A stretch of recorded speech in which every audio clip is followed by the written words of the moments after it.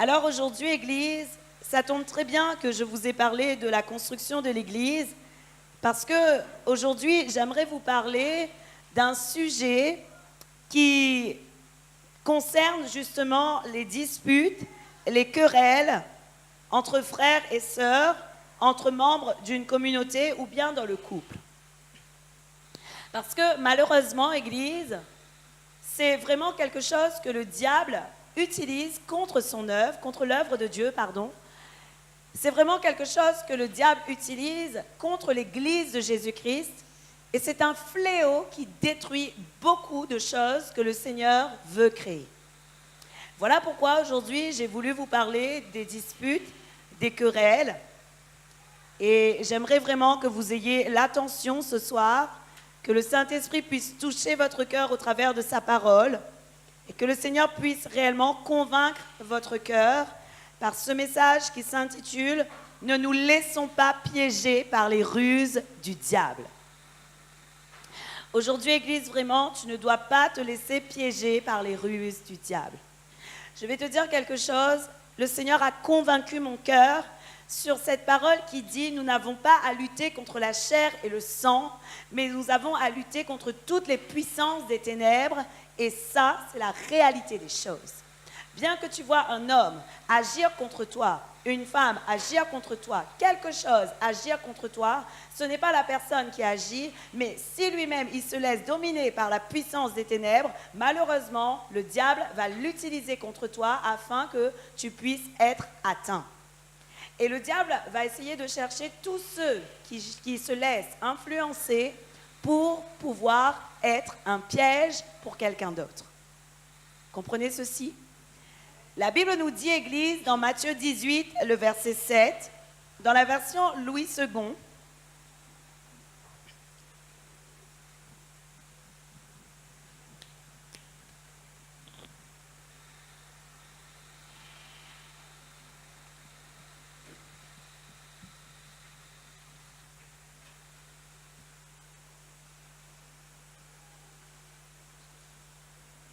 la Bible nous dit « Malheur au monde à cause des scandales, car il est nécessaire qu'il arrive des scandales, mais malheur à l'homme par qui le scandale arrive. » Je vais vous donner également la version Bible du Semeur que nous n'avons pas à l'écran, mais je vais vous la lire. Je vous demande de l'attention afin de bien capter les mots. La Bible dit « Quel malheur pour le monde qu'il y ait tant d'occasions de chute. » Alors, à la place de scandale, la version Bible du Semeur dit « Occasion de chute. » Il est inévitable qu'il y en ait, mais malheur à celui qui crée de telles occasions. Le mot scandale, dans la version Bible du Semeur, est remplacé par des occasions de chute. Donc, dans la version Louis II, on parle de scandale, et dans la version Bible du Semeur, on parle d'occasion de chute. Et en français, la définition du mot scandale, c'est un effet fâcheux, un désordre. C'est un acte estimé contraire aux bonnes mœurs. En réalité, c'est une situation pour faire tomber.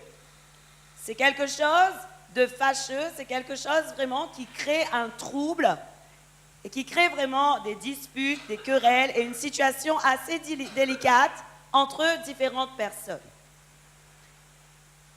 Mais Église, le terme scandale, dans le grec classique, il vient du terme scandalétron. Et c'est très important que vous puissiez entendre ceci ce soir, parce que le terme scandalétron, c'est la tige servant de détente à un piège. J'avais demandé à une sœur si elle avait une tapette à souris. Je ne pense pas qu'elle l'ait trouvée. Mais comme c'était pour aujourd'hui, j'en aurai plus besoin après, je vais vous expliquer ce que c'est. Le mot scandalétron, donc, c'est la tige servant de détente à un piège. D'accord? Pour comprendre que c'est le scandale. Vous avez déjà vu tous ce petit piège à souris, cette petite tapette, où il y a une tige qui tient en réalité le petit clapet là où on va mettre le fromage ou quelque chose en réalité qui va attraper l'animal, qui va être un appât pour l'animal. D'accord ? Et quand l'animal va venir poser sa patte là où il y a l'appât et récupérer en fait le fromage ou le morceau de pain ou ce que vous voulez mettre, qu'est-ce qui se passe ? Le poids de cet animal va actionner la tige et la tige en fait va venir se refermer sur l'animal. Et le scandale, tel que le grec le décrit, c'est cette tige qui vient refermer l'animal et le piéger définitivement.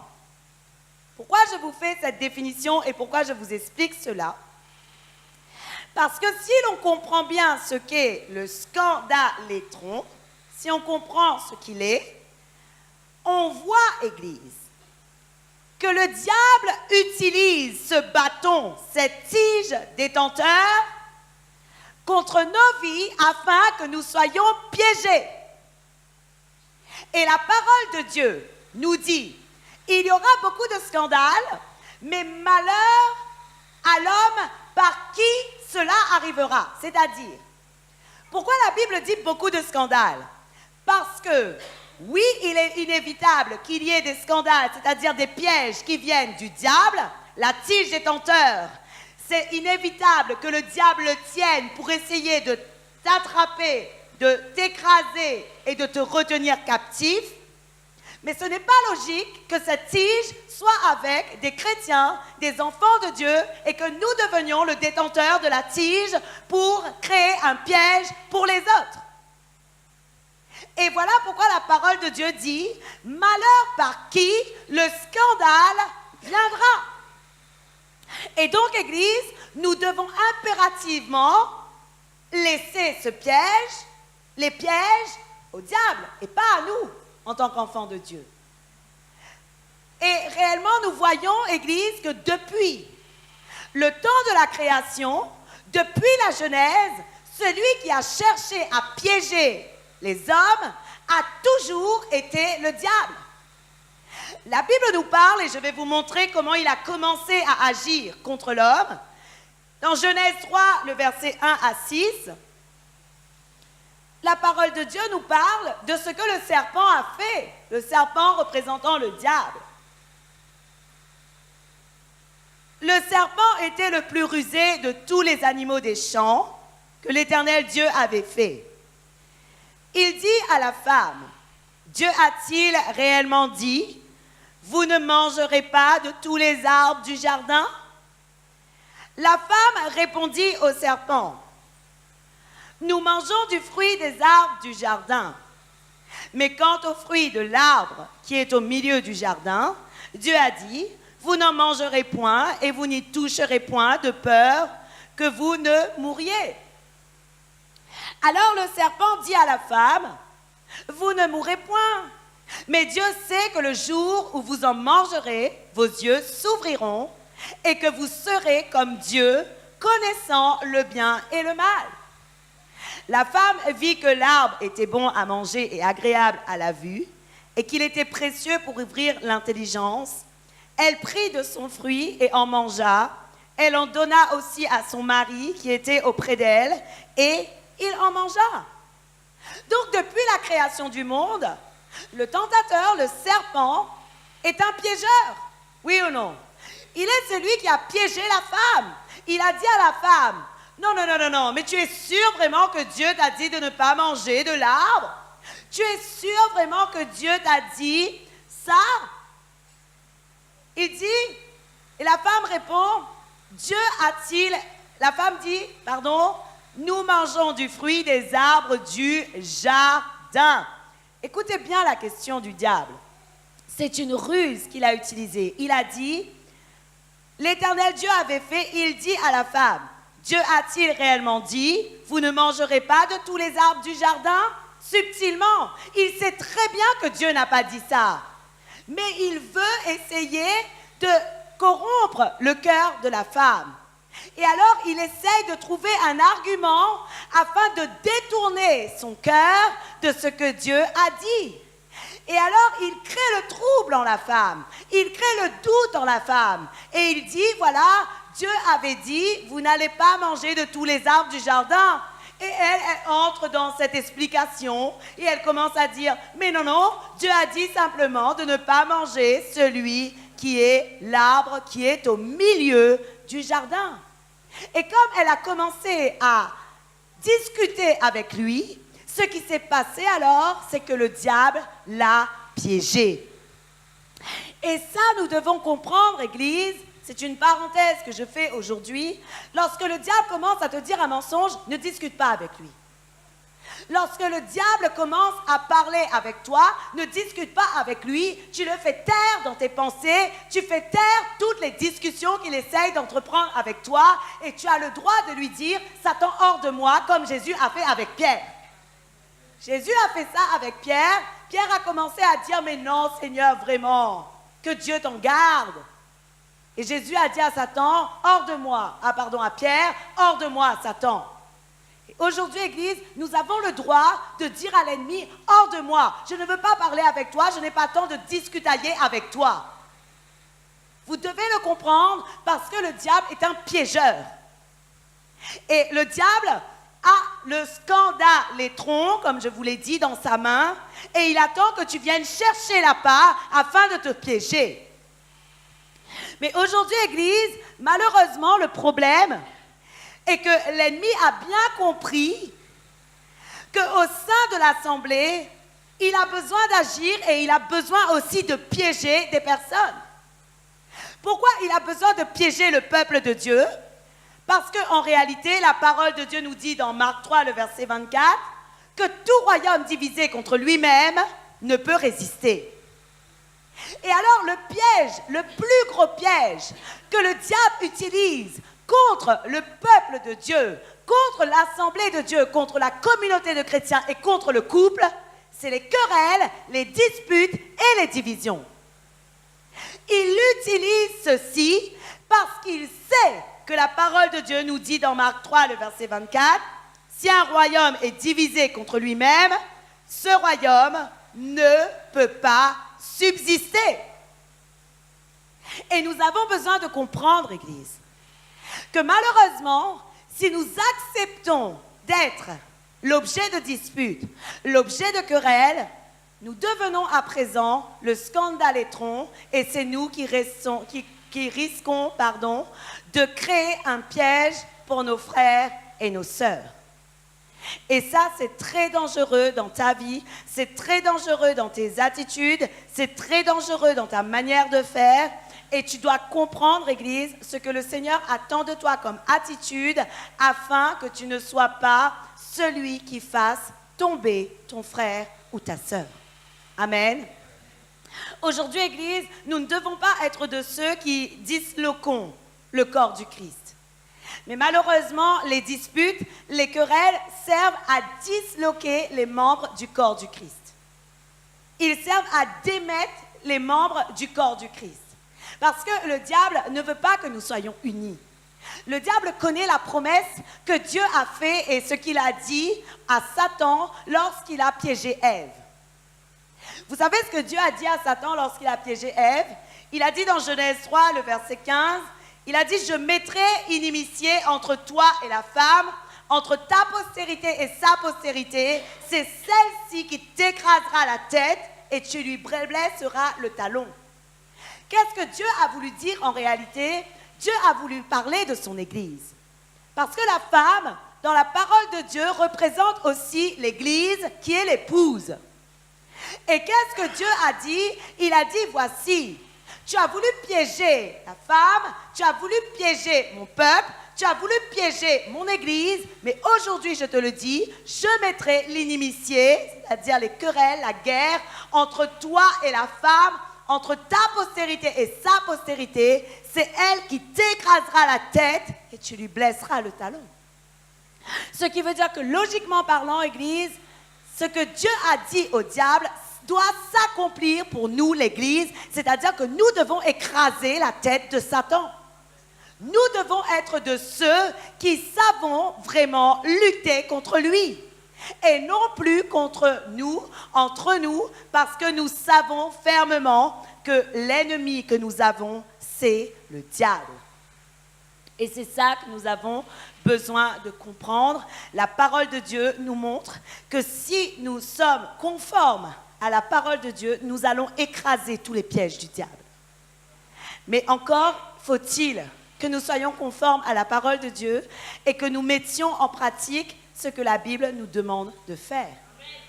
Vous savez pourquoi, Église? Parce qu'il y a un verset dans Ecclésiaste 10, le verset 8,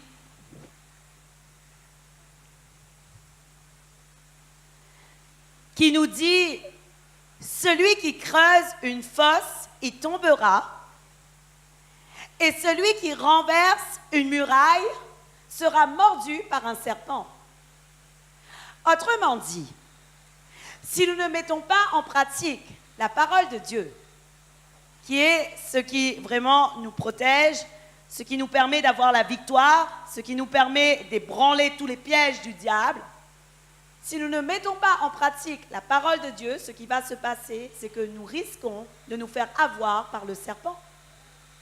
Nous risquons, malheureusement, de nous faire atteindre par lui. Et voilà pourquoi il est important, Église, de comprendre ce que la parole de Dieu nous dit sur chaque sujet.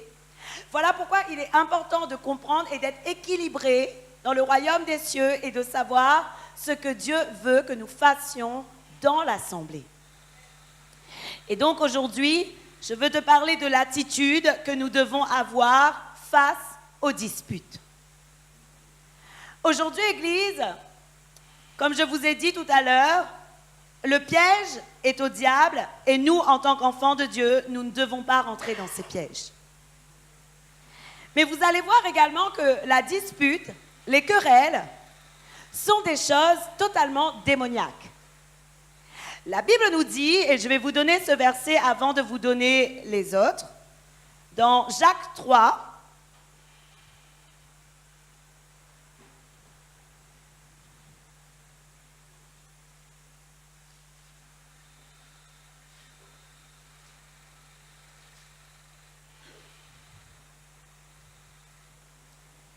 Jacques 3, le verset 15, écoutez ce que la Bible nous dit, et je vais vous expliquer ensuite.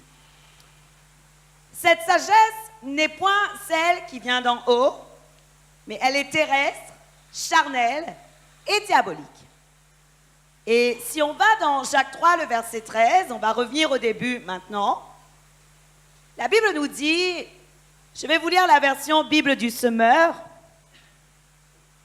La Bible dit, y a-t-il parmi vous quelqu'un de sage et d'expérimenté, qu'il en donne la preuve par sa bonne conduite, c'est-à-dire par des actes empreints de l'humilité, qui caractérisent la véritable sagesse.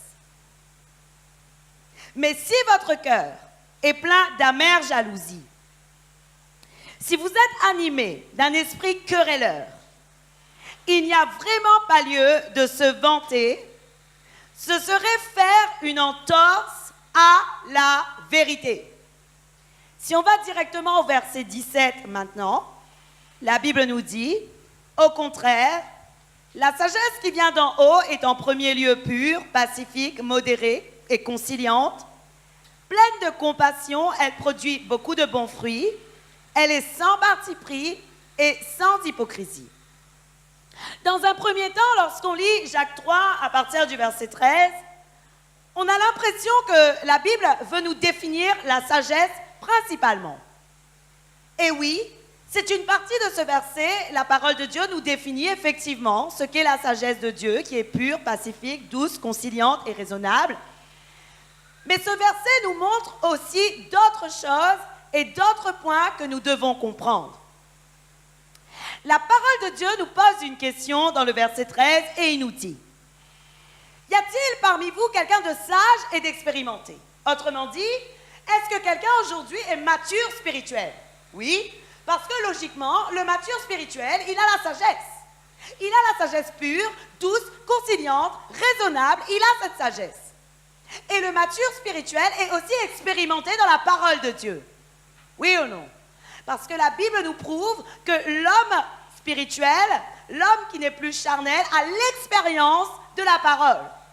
Ce qui veut dire, Église, que lorsque la Bible nous dit « Y a-t-il quelqu'un parmi vous qui est sage et expérimenté ?» La Bible nous demande si au milieu de nous, il y a des matures spirituels, s'il y a des personnes qui ne sont plus que charnelles, mais s'il y a aussi des êtres qui sont spirituels. Et alors la Bible dit, donc, si tu es mature spirituel, il ne doit plus y avoir en toi un esprit querelleur et il ne doit plus y avoir en toi des disputes, des désordres, des rivalités. Il ne doit plus y avoir ces sentiments en toi. En gros, Église, pour que l'Église de Jésus-Christ fonctionne et pour que l'Église de Jésus-Christ fonctionne correctement et que le corps du Christ avance et progresse, nous devons impérativement ne plus avoir au sein de l'assemblée, au sein de la communauté, avoir querelles, disputes, désordres, rivalités. Ce sont des choses à bannir. Et ce que nous avons besoin de comprendre dans cette parole de Jacques 3, la Bible nous montre qu'en réalité, si nous sommes animés d'un esprit querelleur, nous sommes des bébés spirituels. Nous avons besoin de comprendre aujourd'hui que la rivalité, le désordre, la dispute, l'esprit querelleur, ce sont des natures de bébés spirituels. Quand tu es un immature spirituel, voilà ce que tu peux avoir en toi. Mais cependant, quand tu es un homme expérimenté, la Bible dit que tu dois avoir la sagesse qui est pure, qui a un esprit pacifique, qui est modéré et qui est conciliant. Et savez-vous ce que veut dire être conciliant? Être conciliant dit qui est porté à maintenir la bonne entente avec les autres. Quand je suis conciliant, je dois porter à maintenir en tout temps la bonne entente avec tous ceux qui m'entourent. Je dois veiller à cela. Ce qui veut dire, Église, que l'homme spirituel, l'homme qui est mature spirituel est un homme de paix. Le mature spirituel est un homme de paix. Il est un homme qui a horreur des disputes parce qu'il a la même nature que son maître qui est Dieu. Amen. Parce que savez-vous que Dieu est la dispute? La Bible nous dit dans Proverbe 6, le verset 16, écoutez bien ce que la parole de Dieu nous dit.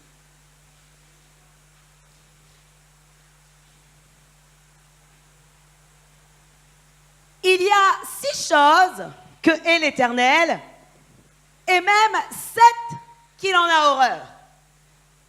J'ai envie de vous lire ces 6 choses, ces 7 choses. Bien que c'est le verset 19 que j'aimerais que vous puissiez retenir ce soir, mais ce n'est pas grave, on va tout lire. Écoutez bien ce qu'il dit. Il dit, il y a 6 choses que hait l'Éternel, et même 7 qu'il a en horreur. Les yeux hautains, la langue menteuse, les mains qui rendent le sang innocent, qui répandent le sang innocent, le cœur qui médite des projets iniques, les pieds qui se hâtent de courir au mal, les faux témoins qui disent des mensonges, et le 7e est celui qui excite des querelles entre frères. Waouh! La Bible nous montre 7 choses qui fait horreur à Dieu. Dans ces 7 choses, combien tu les as encore? Pose-toi la question, dans ces 7 choses, combien j'en ai encore? Parce que si nous devons grandir spirituellement, et si nous devons avoir la maturité spirituelle, nous devons aussi reconnaître lorsque nous sommes charnels, afin de crucifier encore notre chair. Oui ou non? Parce que si nous ne reconnaissons pas le moment où nous sommes charnels, jamais nous allons changer. Et donc, la Bible nous montre 7 choses que Dieu a horreur. Les yeux hautains, ça fait 1.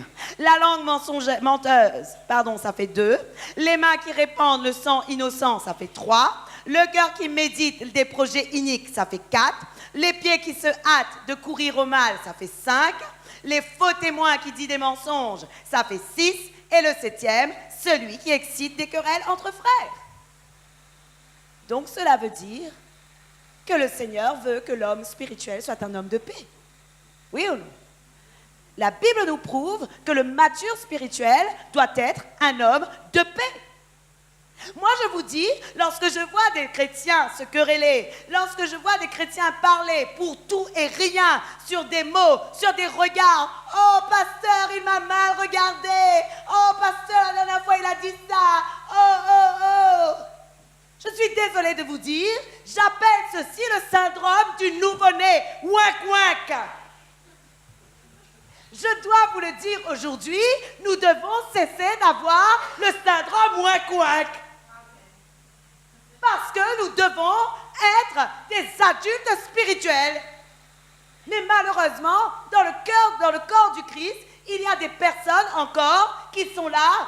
Il m'a mal parlé, il a dit ceci, il a fait cela, il a dit ces mots, il m'a mal regardé, il ne m'a pas dit bonjour, il a oublié de me dire sois béni, il a oublié de me dire la paix de Dieu sur toi, il a oublié, et à cause de ça, malheureusement, je ne crois plus dans le ministère qu'il a, je ne crois plus vraiment qu'il est un enfant de Dieu, et je commence à médire de lui. Et cela commence à créer des disputes, des divisions et toutes sortes de mauvais sentiments. Et je vais vous dire, si vous agissez ainsi, vous êtes le scandale, les troncs dans la main du diable. Vous êtes le bâton qui va créer un piège pour l'autre. Vous êtes le bâton qui va créer un piège pour l'œuvre de Dieu. Et voilà pourquoi il est temps, Église, que nous puissions grandir. D'ailleurs, la parole de Dieu nous dit, et si nous connaissons ce que Paul a dit dans 1 Corinthiens 6, le verset 7, écoutez ce que Paul a dit vis-à-vis de l'injustice que nous pouvons vivre au sein du corps du Christ, parce qu'il y aura des injustices. Ne crois pas que tout ce que tu vas vivre, vraiment, ce sera juste. Tu vas vivre des injustices. Regarde ton voisin et dis-lui, je vais vivre des injustices, c'est comme ça. Oui, tu vas vivre des injustices et c'est comme ça. C'est comme ça. Mais voilà ce que Paul dit dans 1 Corinthiens 6, le verset 7. Est-ce qu'il dit? Alors, je vais essayer de lire ce qu'il ne dit pas. Vous pouvez quitter l'église, vraiment. Vous avez la possibilité de partir ailleurs et blessé. Ce n'est pas grave. Dans notre assemblée, tout le monde est parfait. C'est jamais écrit ça dans les Bibles. Ça n'a jamais été écrit dans une Bible. Et ça ne sera jamais écrit. Parce qu'aucun homme sur la terre est parfait. Personne. Tout le monde aspire à la perfection. Mais personne n'est encore parfait. Donc si quelqu'un te fait quelque chose, voilà ce que Paul dit. C'est déjà certes un défaut chez vous que d'avoir des procès les uns avec les autres. Mais écoutez ce que Paul dit. Pourquoi ne souffrez-vous pas plutôt quelques injustices? Pourquoi ne vous laissez-vous pas plutôt dépouiller? Waouh! La Bible du semeur dit, pourquoi ne consentez-vous pas à vous laisser dépouiller? En gros, c'est injuste, mais j'accepte simplement de passer au-dessus de cette injustice. C'est injuste, mais moi je veux voir l'œuvre de Dieu avancer. Et alors, je veux continuer à progresser, je veux continuer à être en paix parce que je veux vraiment voir la manifestation de la puissance de Dieu s'accomplir. Et en gros, voilà ce que la parole de Dieu nous dit. Mais jamais la Bible te dit, oh vraiment, le frère X t'a fait du mal, quitte l'assemblée, vraiment, vraiment. Ce serait mieux. Parce que je vais vous dire quelque chose. À force de partir d'assemblée en assemblée parce que tu es blessé, je vais te dire quelque chose, ces blessures ne se régleront jamais parce que tu n'auras jamais été pensé, restauré. Et dans une assemblée, tu vas vivre exactement la même situation parce que Dieu veut que tu grandisses. Amen. Alors si aujourd'hui tu as été blessé par une situation quelconque, dis-toi que demain tu vas partir dans une autre église, dans une autre assemblée, dans un autre endroit, tu seras blessé pour une même situation parce que Dieu veut régler ce problème. Et tant que ce n'est pas réglé, tant que ce n'est pas compris, la leçon se répète. Parce que Dieu est vraiment un grand enseignant, un grand professeur, un professeur d'excellence. Donc tant que tu ne comprends pas, il est là à t'expliquer encore. Et tu te dois de comprendre ce que Dieu veut te dire. Et aujourd'hui, Église, nous avons besoin de comprendre que nous ne sommes pas appelés à partir blessés, mais nous sommes appelés à supporter un peu d'injustice. Nous sommes appelés à nous laisser un peu dépouiller. Que veut dire se laisser dépouiller? Laisser aussi parfois notre orgueil prendre un coup. Laisser aussi parfois notre nature, mon moi, diminuer. Laisser aussi parfois ma manière de penser être changée, être transformée, être dépouillée, quoi. Et accepter simplement de recevoir la manière de penser de la parole et de Dieu. Et c'est ça que nous avons besoin de comprendre. Et la Bible nous enseigne aujourd'hui que nous devons apprendre à supporter quelques injustices. Mais jamais, Église, nous ne devons être le sujet ou l'objet des querelles. La Bible nous dit dans 2 Timothée 2, le verset 4, et je vais vous montrer à quel point vraiment la querelle n'est pas pour nous du tout.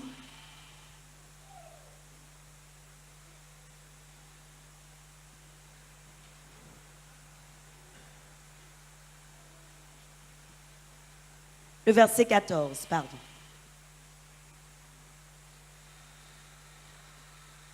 La Bible dit, « Rappelle ces choses en conjurant devant Dieu qu'on évite les disputes de mots qui ne servent qu'à la ruine de ceux qui écoutent. » La Bible dit aujourd'hui, Église, que les disputes de Timothée 2, le verset 14, la Bible nous dit que les disputes de mots ne servent qu'à la ruine de ceux qui écoutent. Pourquoi tu n'as pas ce passage? Si, c'est bon. Amen. Aujourd'hui, on doit comprendre, Église, que nous ne sommes pas appelés à créer des disputes pour toutes sortes de mots qui sont dits, pour toutes sortes de choses qui se passent dans l'assemblée, parce que la parole de Dieu nous dit, cela sert à la ruine de celui qui entend. Cela sert à la ruine de celui qui écoute. Et voilà pourquoi, Église, vraiment, il faut que tu acceptes impérativement de passer au-dessus des querelles, de passer au-dessus de ce que tu ne comprends pas pour pouvoir vraiment manifester l'œuvre de paix que le Seigneur veut que tu manifestes au sein de la communauté. Et je vais te dire quelque chose, même dans ton couple, il y a des moments où les querelles, tu ne dois pas entrer dedans. En tout temps, dans ton couple, tu ne dois pas entrer dans la querelle, tu ne dois pas entrer dans la dispute. Parce que la parole de Dieu nous dit que la querelle va à la ruine de celui qui écoute.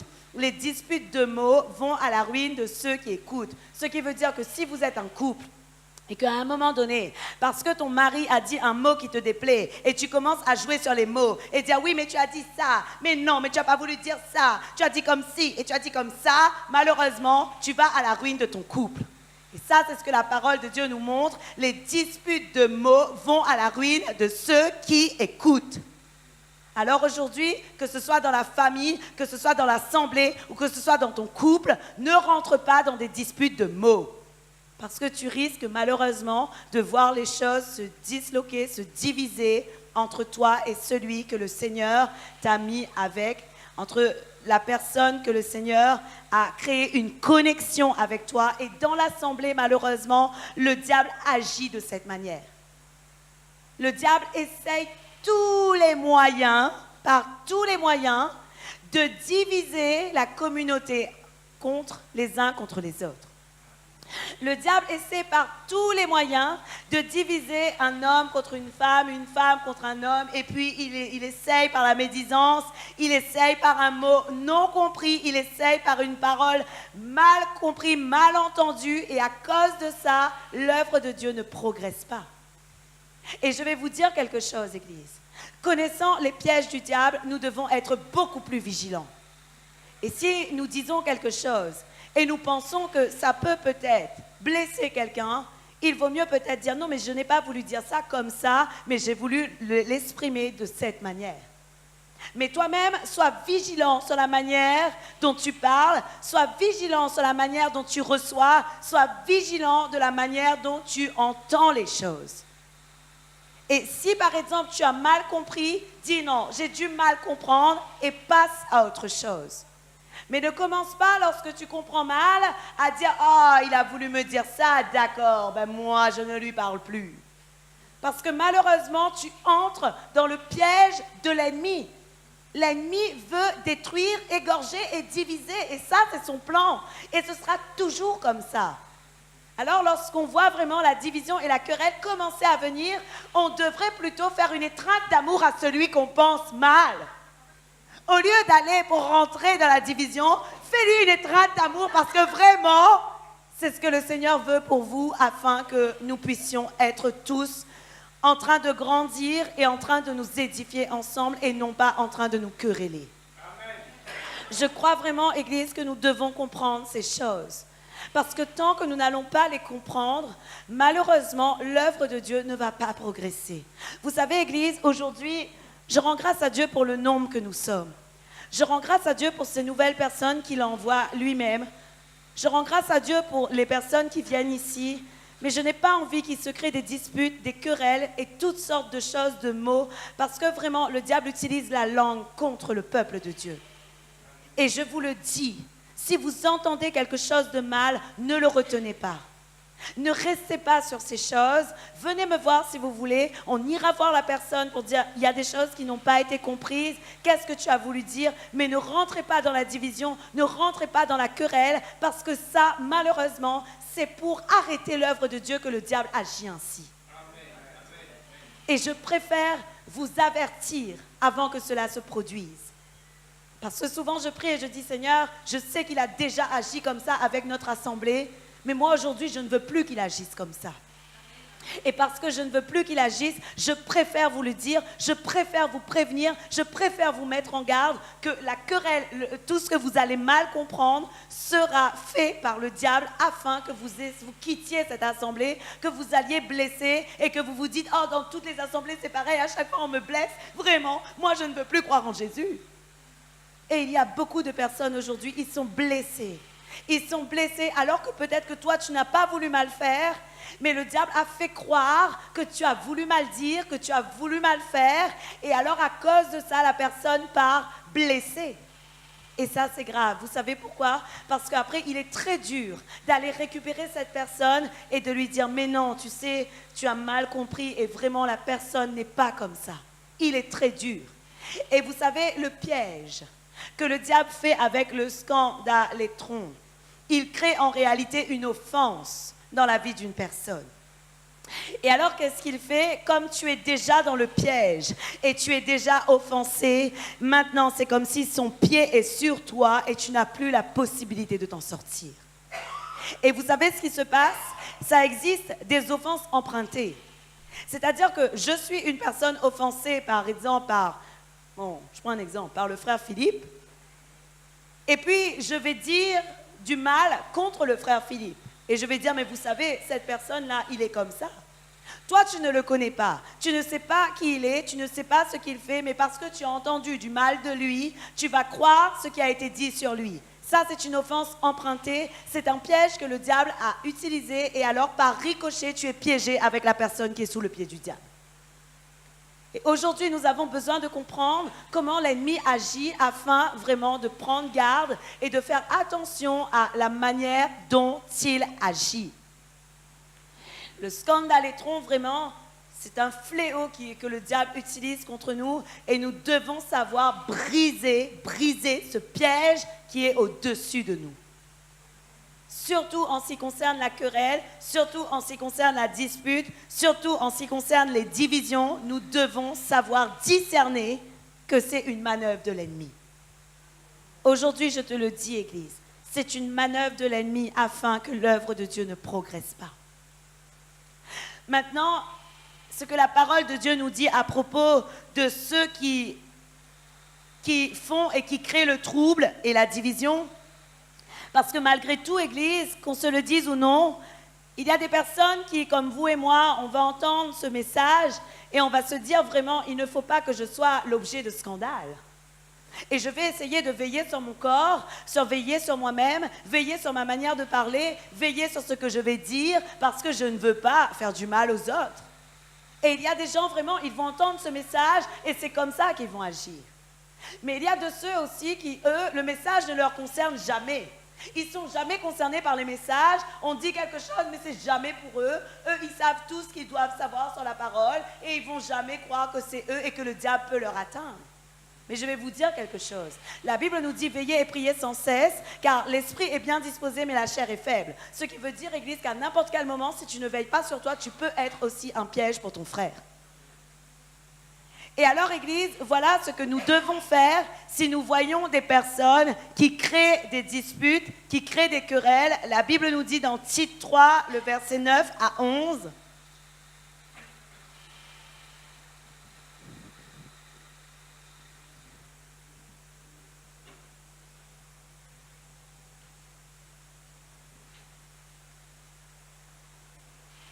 La Bible dit, mais évite les discussions folles, les généalogies, les querelles, les disputes relatives à la loi, car elles sont inutiles et vaines. Éloigne de toi, après un avertissement, un premier et un second avertissement, celui qui provoque des divisions. Sache qu'un homme de cette espèce est perverti et qu'il pêche en se condamnant lui-même. La version Bible du Semeur nous dit « Évite les spéculations absurdes, l'étude des généalogies, les disputes et les polémiques au sujet de la loi, car elles sont inutiles et vides de sens. Si quelqu'un cause des divisions, avertis-le une fois, 2 fois, puis écarte-le de l'Église, car tu peux en être certain, un tel homme est sorti du droit chemin, il fait le mal et se condamne ainsi lui-même. » Ce qui veut dire, Église, que celui qui est dans une intention de créer des querelles et des disputes, la Bible nous montre qu'une personne de ce type-là est une personne déjà pervertie. Une personne de ce type-là est une personne qui s'est déjà éloignée du droit chemin. Et la Bible dit, il pêche et lui-même, il se condamne. Et la parole de Dieu ne nous appelle pas à dire, oh là là, vraiment, il crée des disputes et des querelles. Oh, on va l'accepter encore, on va l'accueillir encore, vraiment. La Bible dit, non, non, avertis-le une fois, puis 2, et ensuite écarte-le de l'Église. Vous savez, le Saint-Esprit m'en est témoin. Quand je sens qu'une personne vient pour créer le trouble, des disputes ou des querelles, je vais le voir et je lui dis, écoute, si tes intentions sont bonnes, reste. Mais si tes intentions sont mauvaises, quitte cette église. Et moi, je vais dire à la personne, si l'intention est bonne, tu restes. Mais si l'intention est mauvaise, tu quittes. Parce que la parole de Dieu me le dit. La parole de Dieu m'a dit, tu l'avertis une fois, tu l'avertis 2 fois et après tu l'écartes. Donc, je ne fais rien contre la parole de Dieu. Si je vois qu'il y a une personne qui veut créer des disputes et des querelles, je ne peux pas le laisser infecter le corps du Christ. Je dois l'écarter de cette infection qu'il est en train de créer. Oui ou non? Afin de guérir la plaie. Mais si je laisse l'infection là, malheureusement, qu'est-ce qui va se passer? Le membre va gangréner et alors on sera obligé de le couper. Mais nous ne devons pas laisser les membres gangréner. Nous devons soigner les plaies et nous devons enlever le virus. Et je vous le dis, Église, la parole de Dieu nous dit, s'il y a quelqu'un qui provoque des divisions, avertis-le, puis écarte-le. Paul parlait à Tite, qui était celui qui s'occupait aussi, qui continuait l'œuvre de Paul, et qui s'occupait d'une assemblée, qui s'occupait d'une église. Et aujourd'hui, je le dis à tous mes responsables, si vous voyez quelqu'un qui fait des disputes et des querelles, avertissez-le une fois, avertissez-le 2 fois, puis écartez-le. Eh oui, c'est un droit que je vous donne, pas par moi, mais par la parole de Dieu. Par la parole de Dieu. Et c'est ce que la Bible nous dit. Parce qu'aujourd'hui, nous voulons voir le corps du Christ grandir, nous ne voulons pas voir le corps du Christ régresser, et nous ne voulons pas voir le corps du Christ se diviser. Parce que le corps du Christ n'est pas divisé. Je vous le dis encore une fois, le corps du Christ n'est pas divisé. Et tu n'es pas appelé à créer des querelles de mots. Tu ne dois jamais le faire. Tu ne dois pas amener la division. Tu ne dois jamais le faire. Parce que la Bible nous dit dans Proverbe 17, le verset 14, la version Bible du Semeur, la Bible dit « Commencer une querelle, c'est ouvrir une brèche dans une digue. » Et la Bible dit « C'est pourquoi abandonne la partie avant qu'éclate la dispute. » La version Louis II dit « Avant que la dispute commence, retire-toi. » Ce qui nous prouve, Église, qu'en qualité de membres du corps du Christ, nous ne sommes pas là pour amener la dispute, la querelle et la division dans une assemblée. Nous sommes là tous pour nous édifier ensemble. La Bible dit « Approchez-vous de lui, pierre vivante, rejetée par les hommes, mais choisie et jugée précieuse devant Dieu. Et vous-même, comme des pierres vivantes, édifiez-vous, afin de former une maison spirituelle, un saint sacerdoce qui lui est agréable. » Voilà ce que la parole de Dieu nous dit. La Bible dit « Édifiez-vous ». Mais la Bible ne nous dit pas « Commencez à vous tirer dessus, commencez à vous tuer par des mots, par des choses qui vous blessent, par des choses qui font mal. » Arrêtez tout de suite. Les querelles de mots, malheureusement, ça crée ce que la parole de Dieu dit, une brèche dans une digue. Mais voici ce que la parole de Dieu nous dit à propos de l'homme qui s'abstient des querelles. La Bible nous dit dans Proverbe 20, le verset 3, que c'est une gloire pour l'homme de s'abstenir des querelles. Vous savez, Église, au moment de la venue de Jésus-Christ, soit le Seigneur va nous dire « Entre dans la gloire de ton maître », soit le Seigneur va te dire « Hors de moi ». Et je préfère vraiment que le Seigneur me dise « Viens ma servante, entre dans la gloire de ton maître ». Je n'ai pas envie que Dieu me dise « Hors de moi ». Et je vous le dis, Église, aujourd'hui, la Bible nous dit « C'est une gloire pour l'homme de s'abstenir des querelles ». Alors si tu veux entrer dans la gloire de ton maître, tu dois vraiment t'abstenir de la division, des querelles et toutes sortes de mal qui pourraient vraiment infecter le corps de Jésus-Christ.